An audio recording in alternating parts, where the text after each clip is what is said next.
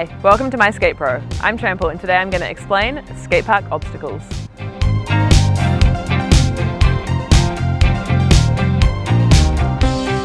Starting off, you've got the flat, which flows into the transition. This is where you're going to gain your speed, skating up and down. And of course that comes up to the coping, the all-important coping, where you're going to stall, slide, grind, and possibly even air over. And at the very top, you've got your deck.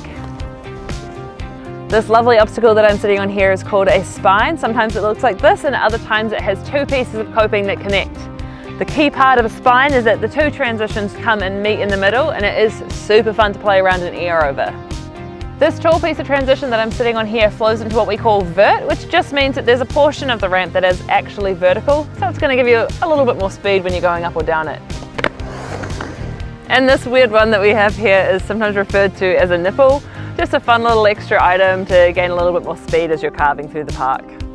Corner transition, also known as a hip, a really great spot to gain some extra speed and super fun to air over.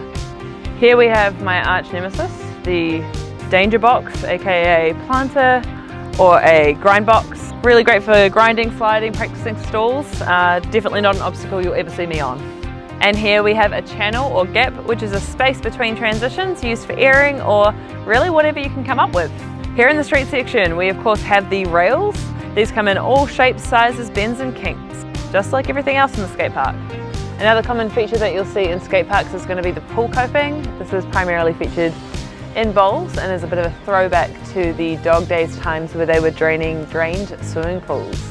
And then of course you've got your bowls, which come in all shapes and sizes, kidneys and clovers, inspired by the pools in the 1970s but have evolved with the sport over the years. So there you have it, an introduction into skate park features. But this is just the tip of the iceberg, as every skate park has its own quirks and features. And if you want to learn how to ride some of this stuff, be sure to tune into the My Skate Pro Park tutorials.